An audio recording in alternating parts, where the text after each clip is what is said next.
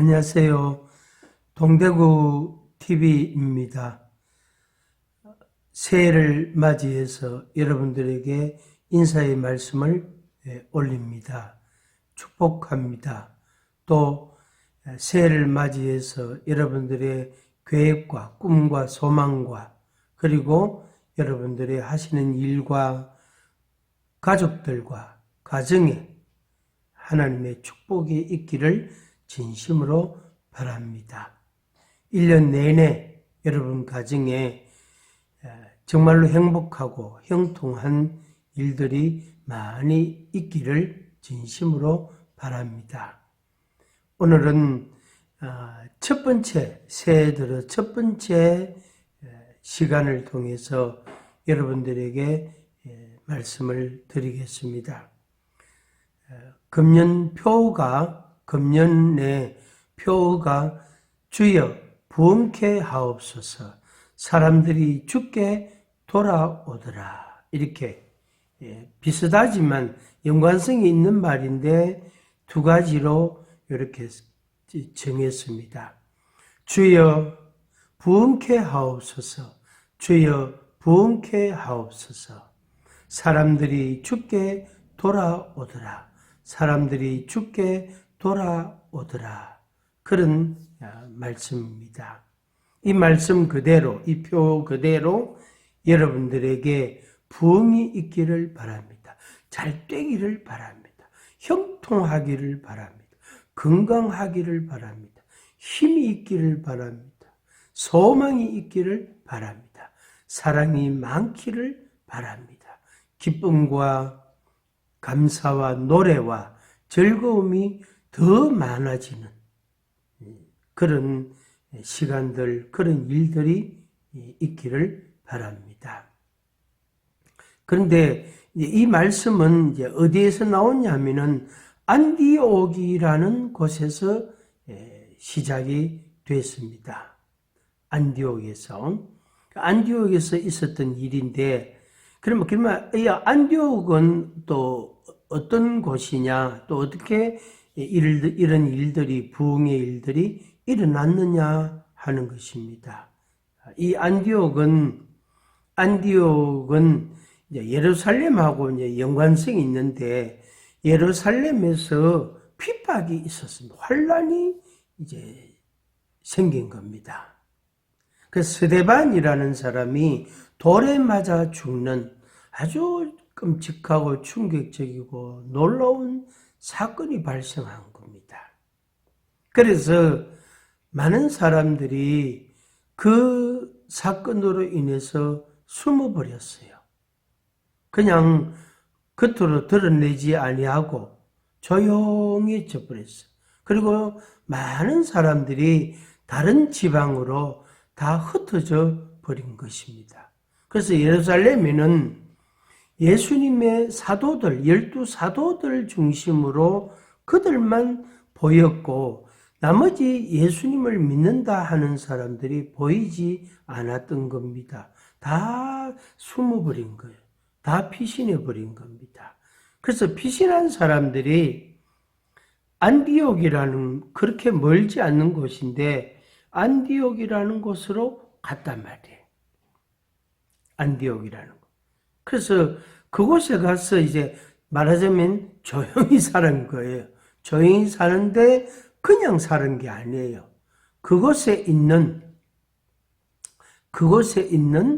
헬라인들에게, 그러니까 외지인들, 이방인들, 타국의 타지의 사람들, 이방인들에게 예수님을 전했습니다.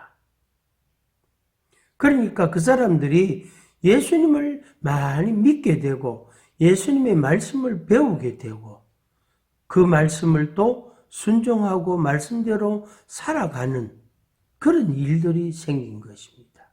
그러니까 안디옥이라는 곳에 아주 큰 변화가 일어난 겁니다. 그걸 한마디로 부흥이라고 지칭하는 것입니다. 그래서 안디옥에 부흥이 일어난 거예요. 예루살렘에서는 핍박이 일어났고 안디옥에서는 부흥이 일어났단 말이에요. 그런데 이제 전체적인 그 과정을, 그러니까 긴 시간을 이렇게 놓고 분석을 해보니까 둘 다 하나님이 하셨다 하는 결론을 내리게 됩니다. 예루살렘의 핍박도 하나님이 핍박이 일어나게 나도록 그냥 놔두셨고, 말하자면은 막지 아니하고 그냥 놔두셨고, 안디옥에서 부흥이 일어난 것도 사람들에 의해서 일어난 일들이지만 하나님이 그 사람들로 인해서 그런 일들이 계속해서 일어나도록 하나님이 그것을 그냥 두셨다. 그래서 결국에 둘 다 핍박도 부흥도 하나님이 하게 하셨다. 이런 결론을 내리게 됩니다. 이게 이제 하나님의 역사하시는, 하나님이 일하시는 그런 하나님의 섭리에 하나님의 그 뜻, 하나님의 뜻이 이루어지는 과정에서 양면성이라고도 말할 수 있어요. 한쪽으로 보면 왜 하나님이 핍박을 통해서 스데반이 돌에 맞아 죽고 사람들이 심각한 자유를 잃어버리고 공경에 빠지게 하셨을까?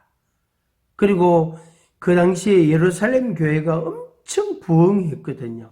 많은 사람들이 모여서 하나님의 말씀을 배우고 예배를 드리고 찬양을 하고 기도를 하고 또 성도 간에 서로 교인들 간에 서로 교제를 하고 말씀을 배우고 또 구제를 하고 봉사를 하고 섬기고 이렇게 예루살렘 교회가 대단한 부흥이 일어났단 말이에요.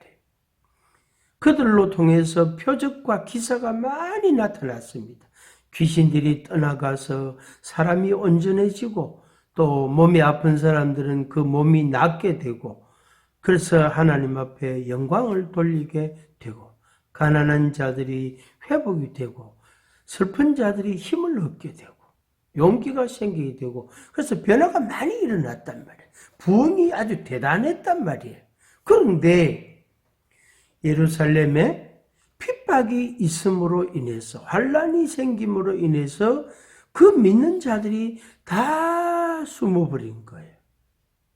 예수님의 사도들, 제자들만 놔두고 다 숨어버려. 그리고 상당 부분의 사람들이 다른 지방으로 피신을 가게 해요. 다른 나라들로 피신을 갔는데 안디옥까지 갔단 말이에요. 안디옥에 갔단 말이에요. 그래서 그들이 안디옥에 가가 말 그대로 조용히 안 살고 거기에 있는 헬라인들에게, 이방인들에게 타국에서 타지에서 다민족 이런 사람들에게 예수님을 전했습니다. 예수님이 우리 죄인들을 위해서 우리의 죄를 위해서 십자가에 못 박혀 죽으셨다. 예수님을 믿으세요. 예수님이 3일 만에 부활하셨습니다. 부활하신 예수님을 믿으세요. 이렇게 전한 것입니다. 그러니까 그들이 예수님을 받아들이고 믿었습니다. 그러다 보니까 뭐 10명, 20명이 아니라 많은 헬라인들이 예수님을 믿게 된 거예요. 그러다 보니까 안디옥에 말하자면 평화롭고 조용했던 그 곳이, 그 지역이 아주 큰 변화가 발생한 겁니다. 그게 바로 안디옥의 부흥입니다. 그 흩어진 자들이 거기에서 모여서 예배를 드리고 교제를 하고 또 성찬을 하고 떡을 떼고 가난한 자들을 돕고 아픈 사람들을 위해서 기도해 주고 그렇게 믿음으로 살고 하나님 중심으로 살았는데 그들로 인해서 전도를 받은 사람들이 말하자면 교회로 들어온 거예요.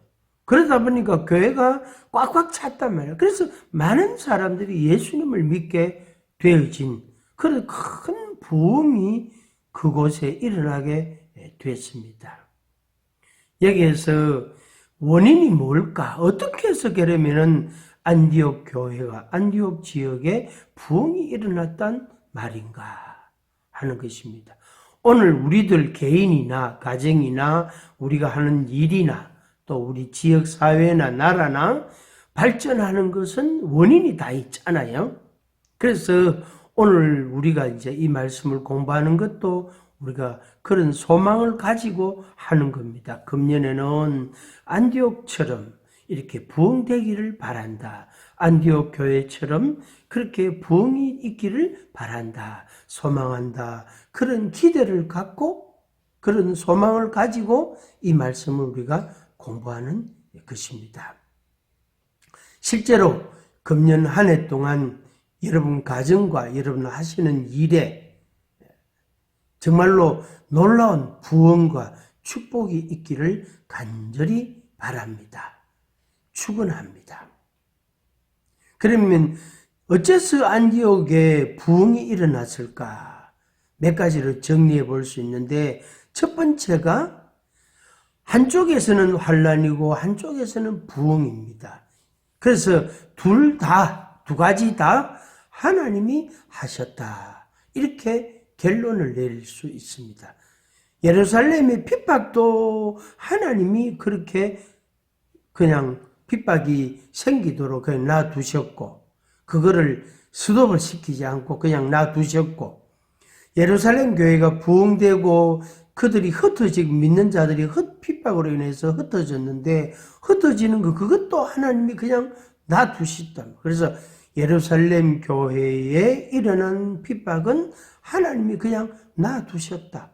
그렇게 되도록 그냥 두셨다. 그게 하나님의 뜻이었다. 이렇게 이제 말씀할 수 있겠습니다.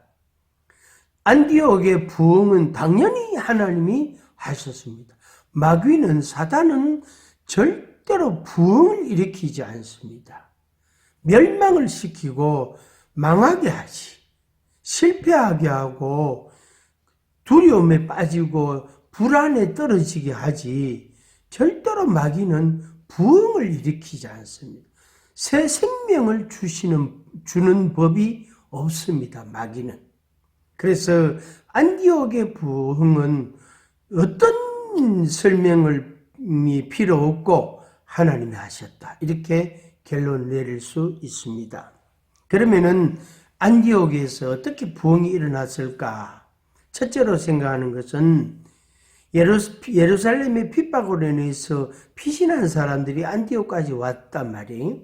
그들이 그냥 조용히 살지 않고 예수님 믿는다는 이유로 핍박을 받았는데도 그들이 그냥 가만히 엎드려 있지 않고 그들이 나가서 헬라인들에게 이방인들에게 예수님을 전했습니다. 그러니까 그들이 예수님을 믿게 됐단 말이에요. 그리고 그들이 교회로 들어오다 보니까 교회가 많아지게 된 거죠. 그게 바로 안디옥의 부흥의 그런 내용입니다. 역사 과정입니다.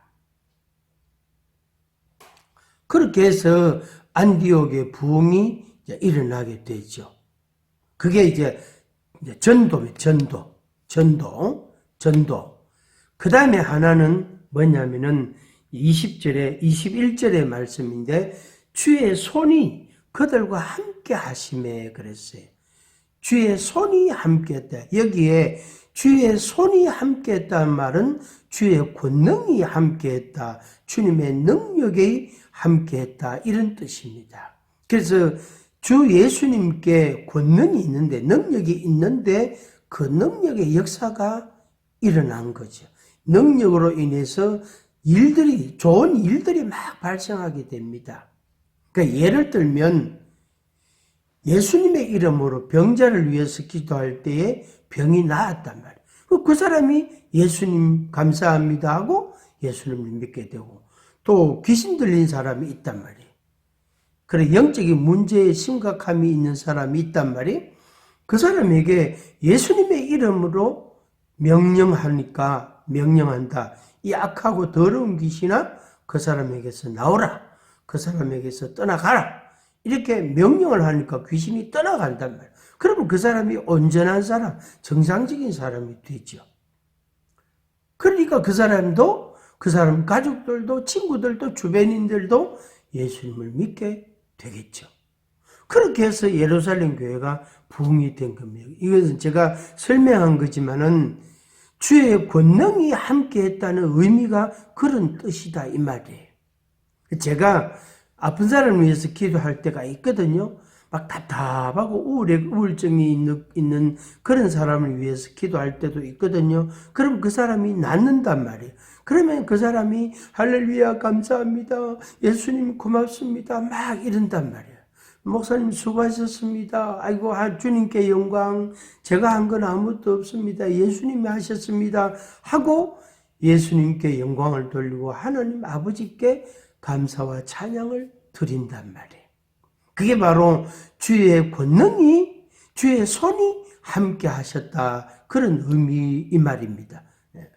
그렇다 이 말입니다. 그래서 주님의 권능이 함께 했다. 그래서 부흥이 일어난 거예요.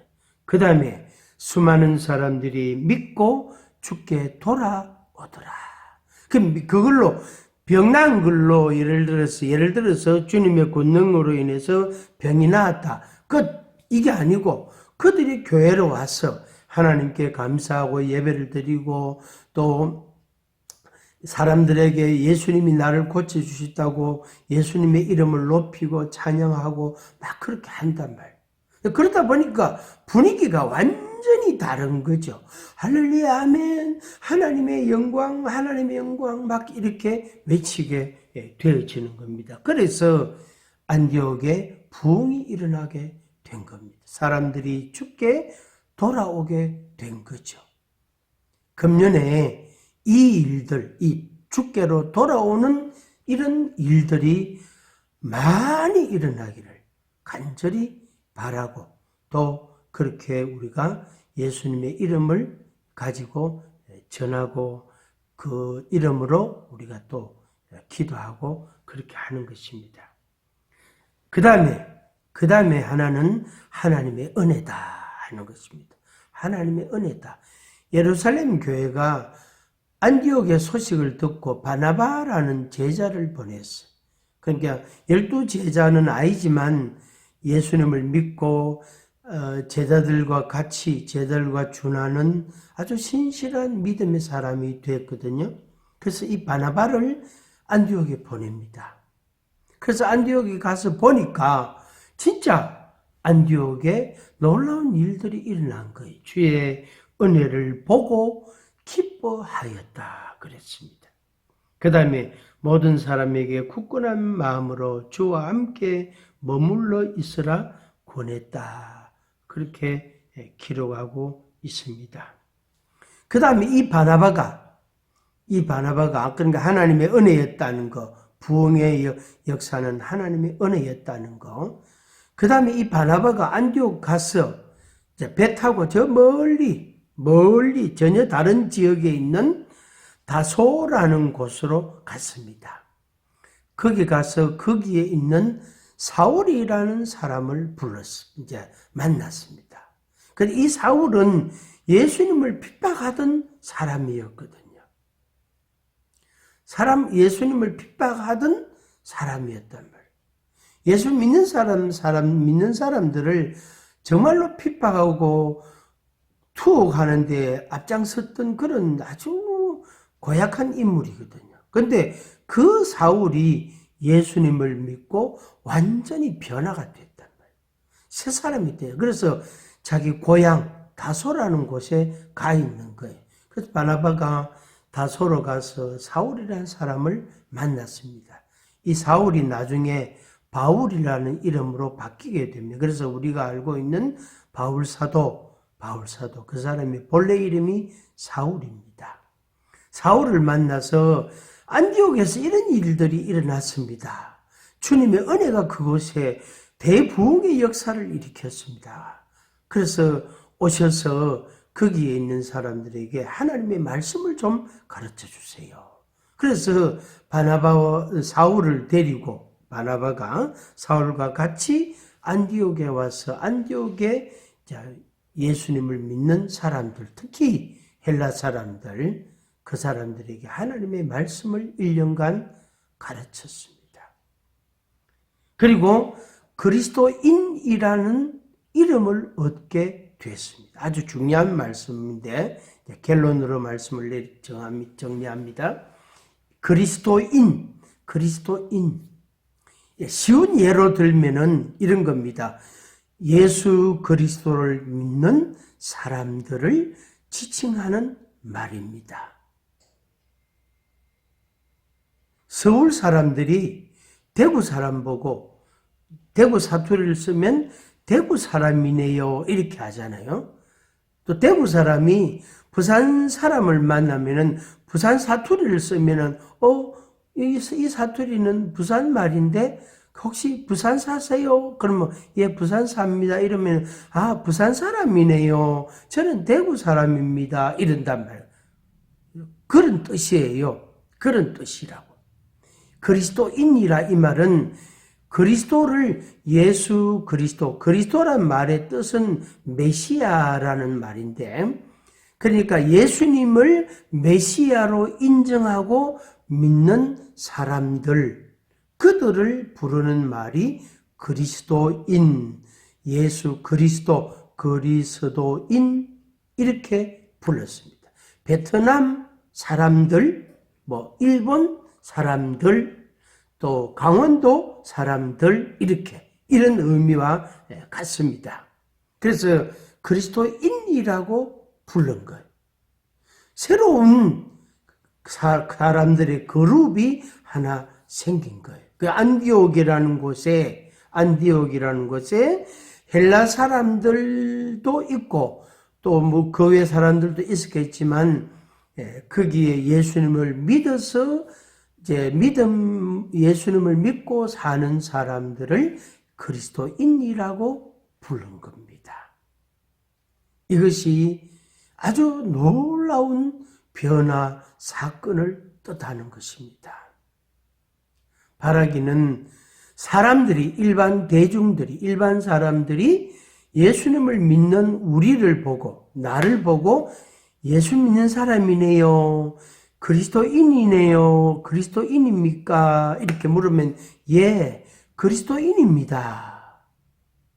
이렇게 대답을 하는 거죠. 그러면은 우리의 신분이 그리스도인이 되는 거예요. 우리가 대구 사람이 되는 것처럼 그렇게 된단 말이에요. 그것은 구별되다는 의미도 거기에 포함이 되어 있습니다. 차별이 아니라 구별, 좀 다르다. 그래서 특별한 사람들이 예수님을 메시아로 알고 메시아로 믿는 사람들이다. 그래서 그 부분에 대해서 우리의 정체성, 우리의 자존감, 그 부분을 이렇게 정리를 하는 겁니다. 그거를 명확하게 해가는 것입니다. 내가 그리스도인이다. 나의 정체성은 그리스도인이다. 이 부분을 확신을 갖기를 바랍니다. 그래서 놀라운 부흥의 역사가, 부흥의 사건들이 여러분들 가정과 여러분들의 생활 속에 많이 일어나기를, 많은 열매가 있어지기를 바랍니다. 저도 1년 내내 이 표를 가지고 힘쓰고 여러분들도 부흥이 일어나기를 위하여 더 힘쓰는 그런 시간들이 되기를 바랍니다. 다음에 또 뵙겠습니다. 금년 한 해 여러분들을 축복합니다. 행복한 그런 날들이 되기를